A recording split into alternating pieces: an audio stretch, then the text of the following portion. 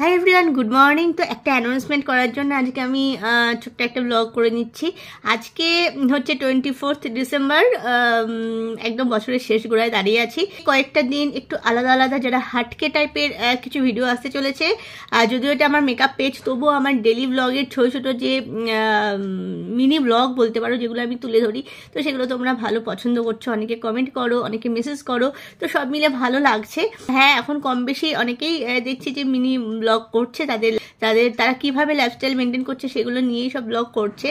তো আজ থেকে কিছু অন্য টাইপের ব্লগ কেন দিচ্ছি সেটা তোমাদের বলি। আজকে হচ্ছে আমরা যাচ্ছি মেঘের দেশে, ঠিক আছে? মেঘের দেশে মানে হচ্ছে নর্থ বেঙ্গল যাচ্ছি আমরা, রাত্রি 10টায় ট্রেন। তো হ্যাঁ, মেকআপের পার্টও কিছু থাকবে, কারণ ওখানে গিয়ে তো প্রচুর ঘোরাফেরা হবে, প্রচুর সাইট সিইং করবো।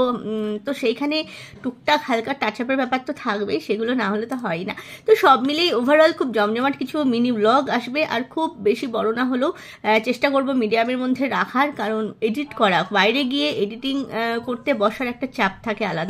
7টা দিন প্রচুর এনজয়মেন্টের মধ্যে দিয়ে যাবো, সেইগুলো তোমাদের সঙ্গে অবশ্যই শেয়ার করবো। এখন ভীষণ ভীষণ কাছের বন্ধু হয়ে গেছো, যারা আসছো, আমাকে ফলো করছো, তারা কমেন্টসও করছো, মেসেজও করছো, তো ভালো লাগে বেশ। তোমাদের কমেন্টস পেলে, মেসেজ পেলে বেশ ভালো লাগে। তো ভাবলাম কেন না, চলো আমার আনন্দের মুহূর্তগুলো তোমরাও একটু শেয়ার করে নাও। তো সেই জন্যই 7টা দিন একদম আনন্দের সাথে ব্লগ দেখো, একটু অন্য মাত্রার। যারা তোমরা আমাকে ফলো করো তাদের একটু আলাদা, মানে হাটকে টাইপের ব্লগ দিয়ে আমারও কোথাও একটা স্যাটিসফ্যাকশন আসে। এখন বাজে বেলা 11টা, আমার কিচ্ছু গোছগাছ হয়নি, সবকিছু গোছগাছের পর্যায়ে চলছে। তো এখন থেকে আমার প্যাকিং স্টার্ট হবে। রাত্রি 10টায় ট্রেন, আমরা যাচ্ছি দার্জিলিং মেলে। চাপ নেই, অনেকটা লেটের দিকে ট্রেনটা আছে, আরামসে দুপুর থেকে বিকেল পর্যন্ত গড়িয়ে গাড়িয়ে সন্ধ্যের পর মোটামুটি 8টা সাড়ে 8টায় বাড়ি থেকে রওনা হবো। ফার্স্ট যাচ্ছি শিটং। আমরা আজকে দার্জিলিং মেলে উঠছি 10টা 5-এ। কালকে 7টা সাড়ে 7টার মধ্যে ঢুকে যাবো নর্থ বেঙ্গল এনজেপিতে। ওখান থেকে গাড়ি নিয়ে সোজা চলে যাবো শিটং। শিটংয়ে গিয়ে 2 দিন স্টে করবো। তারপরে তো আশেপাশে তাকতা, তিনচুলে ফুনচুলে প্রচুর কিছু আছে, আর সবই প্ল্যান মাস্টার আমার হাজব্যান্ড। আমি অত শত জানি না, গিয়ে স্পটে দেখি যে কোথায় আনলো, ঠিক আছে? 3-4টে জায়গা আরামসে ঘোরা হবে। আর ব্যাক করার সময় অবশ্যই দার্জিলিং আমাদের ফেভারিট একটা স্পট, তো যেদিনকে আমরা ফিরবো তার আগের দিন দার্জিলিং হয়ে ব্যাক করবো, ঠিক আছে? তো থাকো সাথে, ট্রাভেল ব্লগ দেখো, আশা করি ভীষণ ভালো লাগবে তোমাদের। হবে না, আমরা যেখানে যাচ্ছি সেখানে শুনছি মোটামুটি 5 ডিগ্রি 2 ডিগ্রি তো নেমে যাচ্ছে কখনো কখনো, ঠিক আছে? তো হেভি কিছু এবার নিতে হবে। এবার কোনো হালকা পাতলা জামা কাপড়ের কোনো ব্যাপার নেই, এবার সবই কিন্তু একদম ভারী ভারী জ্যাকেট, ভারী ভারী পুলোভার, তারপর হচ্ছে কি বলবো, লং জ্যাকেট, এসবের ব্যাপার আছে। কারণ যেখানে যাচ্ছি সেখানকার টেম্পারেচার শুনছি কখনো 5 কখনো 4 এরকম নেমে যাচ্ছে। তোমরা বুঝতে পারছো কিরকম ঠান্ডা। এক্সেল থাকলে ট্রিপল এক্সেল নিলে বেশি ভালো। তো আমি এই একটা গাম্বো সাইজের ভল্লুক একটা নিচ্ছি। ভল্লুক মানে হচ্ছে এটা লং কোট, ঠিক আছে? একদম কি বলবো, অ্যাঙ্কেল লেন্থের কাছাকাছি প্রায়। এটা একটা নিচ্ছি। তো এইটার জন্য মনে হচ্ছে আলাদা একটা ব্যাগ ক্যারি করতে হবে।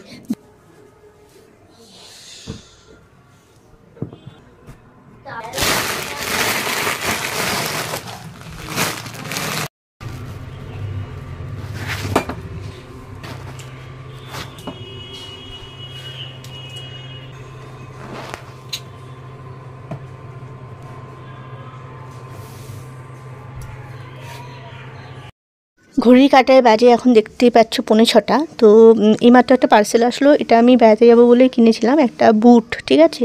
একটু হাই হিলের মধ্যে বুট নিয়েছিলাম, কিন্তু এটা ডিসপুট এসেছে।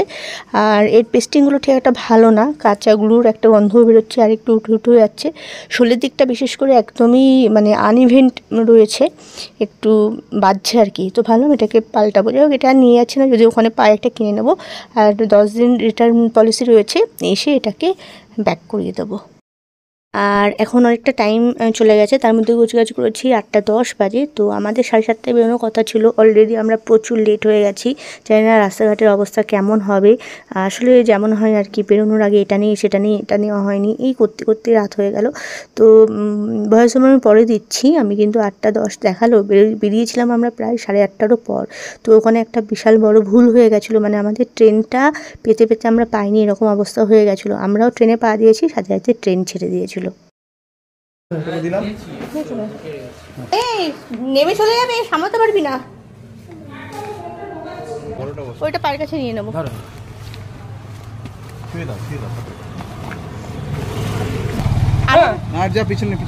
একটা প্রবাদ আছে, শুনে থাকবে যে কাছের মানুষ ট্রেন মিস করে। আমাদের সেই রকমই একটা অবস্থা হয়ে গেছিলো।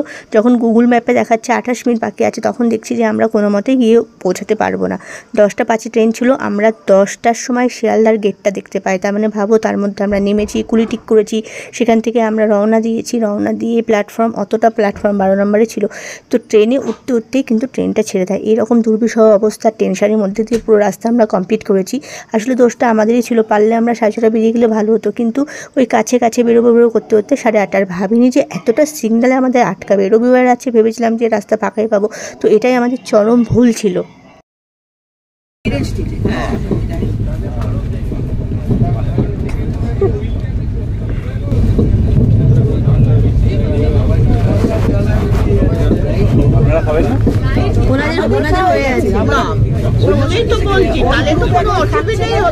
আমরা একদম A1 কম্পার্টমেন্টে উঠে গেছিলাম। আমাদের কম্পার্টমেন্ট ছিল B2। তো কোনো মতে উঠেছি, পাটা দিয়েছি, ট্রেনটা ছেড়েছে। যাই হোক, কোনো মতে উঠতে পেরেছিলাম।